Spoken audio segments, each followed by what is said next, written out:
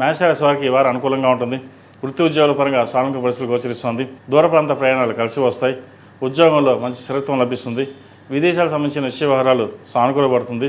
వ్యయంలో శని అంత అనుకూలంగా లేదు. ఏలినాడు శని నడుస్తుంది. ప్రతిరోజు శని స్తోత్రం, దుర్గా స్తోత్రం పఠించడం చెప్పదగిన సూచన. అదేవిధంగా కుదిరితే చండీ హోమం చేయించండి, మంచి ఫలితాలు సంప్రాప్తిస్తాయి. ప్రయాణాల విషయంలో కొన్ని జాగ్రత్తలు తీసుకోవాలి. సహోదరి సహోదరుల మధ్య ఉన్న విభేదాలు తొలగిపోతాయి. సఖ్యత పెరుగుతుంది. వివాహ శుభకార్యాల్లో చక్కగా పాల్గొంటారు. ఖర్చులు అదుపులో ఉంటాయి. చేసే ప్రతి కార్యక్రమంలోనూ పేరు ప్రఖ్యాత లభిస్తుంది. అనుకున్న పనులు అనుకున్నట్టుగా పూర్తవుతుంది. దైవానుగ్రహం వల్ల మంచి ఫలితాలు సంప్రాప్తిస్తాయి. సంతాన సంబంధించిన విషయ వ్యవహారాలు సానుకూలపడుతుంది. దూర విద్య సంబంధించిన విషయ వ్యవహారాలు, మెడికల్ సంబంధించి ఎంసెట్, నీట్, అదేవిధంగా ఇతరత విద్యా సంబంధించిన విషయ వ్యవహారాలు మీకు సానుకూలంగా ఉంటుంది. పరీక్షలు దగ్గర పడుతుంది. ఎవరైతే ఎంసెట్, నీట్ ప్రిపేర్ అవుతున్న వారికి చదువు మీద ఎక్కువ శ్రద్ధ వహించడం, కాన్సన్ట్రేషన్ అనేది తగ్గకుండా చూసుకోవడం చెప్పదగినది. ప్రతిరోజు చదువుకునే ముందు దక్షిణామూర్తి స్తోత్రాన్ని పఠించి ముందుకు సాగండి, మంచి ఫలితాలు ఉంటాయి.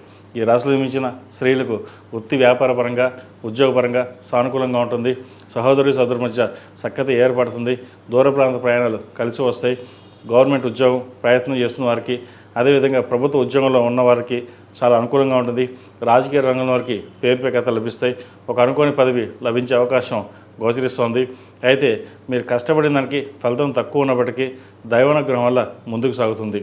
అదేవిధంగా కష్టానికి తగిన ప్రతిఫలం లభించే దశగా గ్రహగతులు గోచరిస్తోంది. స్థిరాస్తులకు సంబంధించిన వ్యవహారాలు, రియల్ ఎస్టేట్ సంబంధించిన వ్యవహారాలు, సాఫ్ట్వేర్ రంగంలో ఉన్న వారికి అనుకూలంగా ఉంటుంది. ద్వితీయ సప్తమాధిపతి అయిన శుక్రుడు ద్వితీయంలో ఉన్నారు. కుటుంబ స్థానంలో రావాల్సిన బెనిఫిట్స్ చక్కగా వస్తుంది. దూర ప్రాంత ప్రయాణాలు, అదేవిధంగా బంధువర్గంతో వినోద కార్యక్రమంలో చక్కగా పాల్గొంటారు. ధనాన్ని కూడా ఎక్కువగా ఖర్చు చేసే అవకాశం గోచరిస్తోంది. అది కూడా శుభకార్యాలకు ఎక్కువగా ఖర్చు చేసే అవకాశాలు చక్కగా గోచరిస్తోంది. గడిచిన వారం కంటే మేషరాశి వారికి ఈ వారం చాలా వరకు అనుకూలంగా ఉందని చెప్పచ్చు. ఈ రాశివారు ప్రతిరోజు ప్రతినిత్యం ఓం నమః శివాయతో దీపారాధన చేయడం, అదేవిధంగా హనుమాన్ సింధుతో హనుమంతుడికి అభిషేకం చేయడం చెప్పదగిన సూచన.